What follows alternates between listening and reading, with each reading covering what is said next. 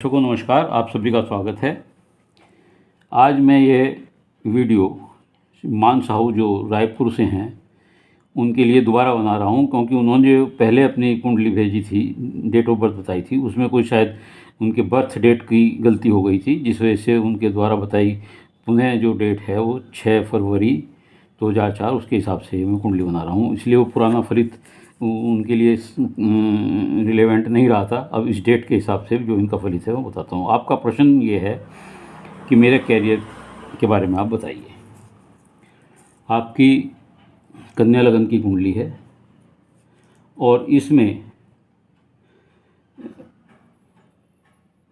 सारी स्थिति बदल गई है, क्योंकि पहली वाली कुंडली में बुध आपका 9 भाव में था, इस वाली में यहाँ आ गया है, 10 पंचम में आ गया है, और शुक्र पहले छठे था अब 12वें आ गया है। इसी तरह चंद्रमा जो है 10वें भाव से 11वें में आ गया है। तो आपकी कुंडली करीब करीब पूरी तरह से लगन वही है, लेकिन कुंडली के काफ़ी ग्रह बदल गए हैं। शुक्र उच्च का होकर आपके दैनिक रोजगार के भाव में बैठा हुआ है। शनि का जो अपना घर है दशमेश, उसमें शनि बैठे हुए हैं। और एक योग और बन रहा है इस कुंडली में कि पंचमेश शनि होकर दशम भाव में बैठे हैं और दशमेश पंचम भाव में बैठे हुए हैं। अनन्य ग्रह परिवर्तन योग इसमें बना हुआ है। आपका जन्म अश्लेषा नक्षत्र में हुआ है, जो मूल का नक्षत्र है। यदि आपने जन्म के समय अश्लेषा नक्षत्र की मूल शांति ना कराई हो तो उसे आप करा लें, यह आपके लिए सहायक सिद्ध होगी।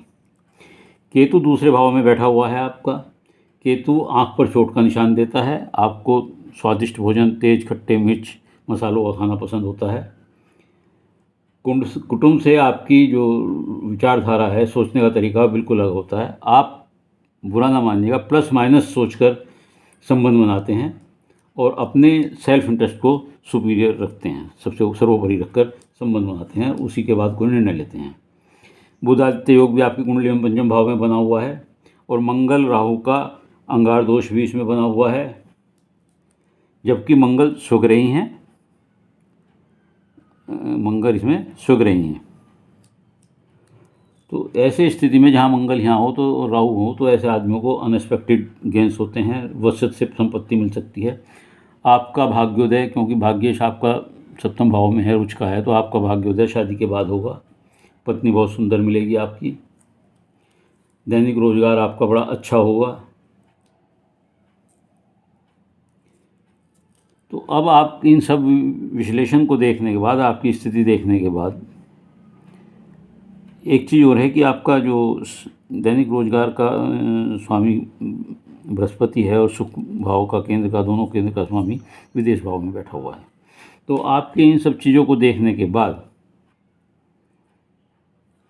जो आपका क्षेत्र निकलता है, कि आपने पूछा है कि मुझे किस क्षेत्र में या मेरा कैरियर किस क्षेत्र में होना चाहिए, तो ऐसे लोग अच्छे वक्ता, प्रोफेसर, कंसल्टेंट, मध्यस्थ, आर्बिट्रेटर, एजेंट हो सकते हैं। पत्रकारिता, वकालत, लॉ प्रोफेशन, जजेस, judicial service, manager, CA, software engineer, IT engineer, इस क्षेत्र में आप लोग काफ़ी सफल हो सकते हैं। कुछ मामलों में ऐसे लोगों को टीवी में एंकरिंग करते हुए भी देखा गया है।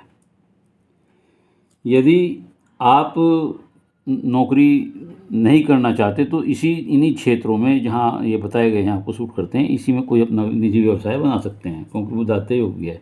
विदेश योग भी आपकी कुंडली में बना हुआ है। शादी का योग आपका 23 से 25 के बीच बनता है और अच्छा जीवन है, इसलिए आपको चिंता करने की कोई ज़रूरत नहीं है। मैं समझता हूँ कि आपका जो नई डेट ऑफ बर्थ से ये चार्ट बनाया गया है, इससे आप संतुष्ट होंगे।